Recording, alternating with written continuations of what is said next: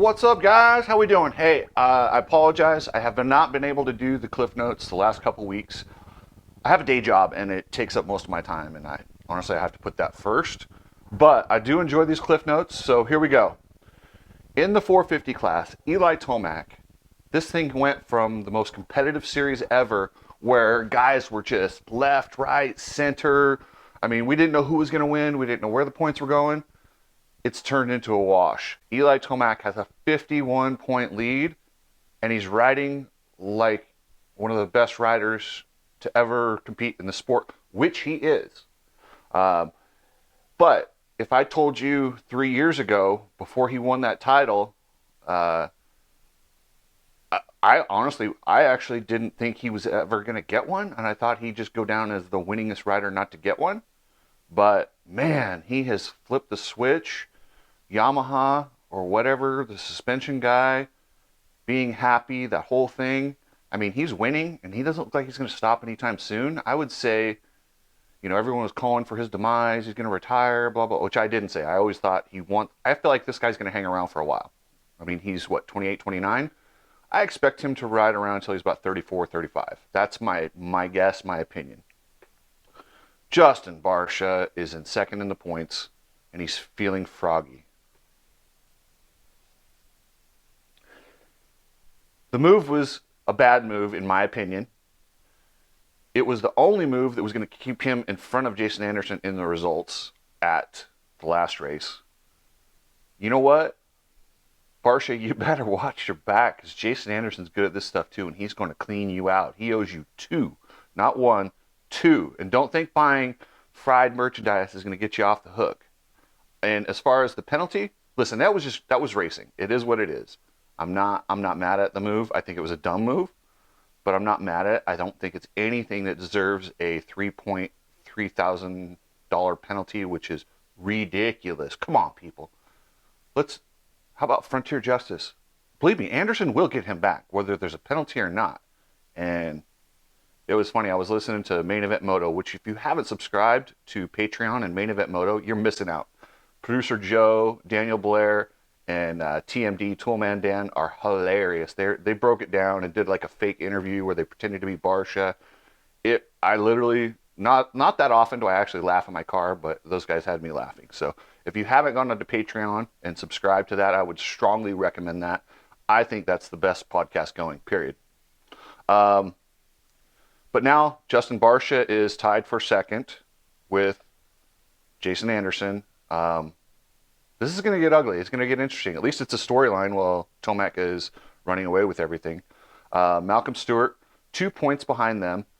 Dear God, he took a hard crash. Looks like he's okay, if you want to call it okay. I'm sure he's sore. I'm sure he didn't ride or do the full training program this week, because that was a nasty hit he took. But that dude is just tough. Speaking of hurt, Cooper Webb riding through some injuries, but tough as nails, fighting through. Silly season is in full effect, and Webb is one of the guys who has not signed. I'm not sure where he's going to sign. I'm actually hearing rumors back to Yamaha now. I don't know if I see that or not. I'm looking to see what happens with this Triumph deal, and if Triumph and Bobby Regan and the program looks legit. We'll see. Marvin looked really good. Found his form, got a second podium, and he is just there. I mean, he's Marvin. He's really fast, and on a good night with a good start, and he feels good, Marvin can win. Or Marvin could get 10th. That's just who he is these days, and hey, he's fun to watch. Chase Sexton. What's he even doing out there? Like, seriously. Okay, I get that Ken Roxon went home or was sent home, or, yeah, that was a bad breakup there, and I got more on that. But like Sexton, that's 2 nasty concussions. And don't tell me that second one wasn't a concussion. Your head bounced off the jump. And that was 2 weeks after one where you couldn't even stand up straight. That's 2 concussions. And now you're riding in 4th. You're not a 4th place guy. That Sexton is a winner. He's a guy that anything less than a championship is a disappointment this year. Yes, he got 1 win. But how many has he thrown away? Well, he hasn't thrown away as many as Anderson this year. That's 3 races that Anderson could have won that hasn't. So, yeah. Dean Wilson looks like to be finding his form.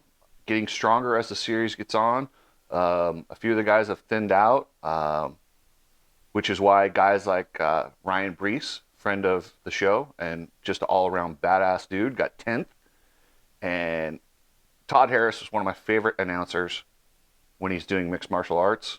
Supercross, not so much, but I don't want to bag on him. But it's killing me when he says Breesy. It's not Breesy, it's Ryan Brees, not Breesy. So anyway, some other news. Stank Dog, instead of going back to the 125 on the West Coast, Stank has told me he's going to stay on the 250, and that he could be the last guy to qualify for a 450 main and a 250, and a 250 main on a 125. So if you see Stank Dog out there, cheer him on. He's getting closer on that 250 class. And speaking of that, in the West, they return. Craig has a 28-point lead, and barring anything stupid, which, to be honest, last couple of years, he's had a propensity of things like that happening. But barring anything crazy, this is his title to win. Michael Mosman is in second. Like I said, 28 points down. Hunter Lawrence is 29 points down. Now, Hunter Lawrence is very interesting. So he was trying to get on. Listen, Ken Roxon and the Honda deal, it's not good. Their PR did a great job of spinning that thing. It did not go that way. And I do not expect Ken to be on a Honda. If he's outdoors, which he might be, I will be shocked. So much so that other people are actually lobbying for that. And I believe Hunter wanted to get on that bike and ride 450 outdoors and just kind of show his skills. Honda said no. They're going to stay with just number 23 outdoors, Chase Sexton. And that's that.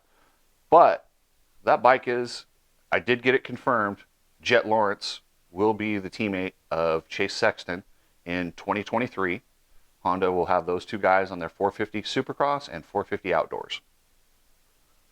Then we're going to see Vince Friese come back on the 250, see if he can get some more podiums. Joe Schmoda, can he get his season on track? He had a rough, first few rounds. Nate Thrasher, Garrett Marchbanks, Chris Blow, Julie Swoll, Carson Mumford. It's kind of nice. They get a little break, and now they're all back. So look for all these guys in Seattle. Let's see who did their work, who got healthy, and should be a good race. According to the weather, it doesn't look like it's going to rain in Seattle. So, all right, guys. Well, hey, that's your Cliff Notes for this week. I'll try and do them as much as I can, but listen, this is my side hustle. My main job takes priority. I apologize, guys. And hey, tribute to the original bad guy, Razor Ramon. Unfortunately, we lost Scott Hall earlier this week to complications during a surgery. The dude was he was one of my favorite wrestlers and the original bad guy. So anyway, thanks, guys. Remember to subscribe, and I will catch you later.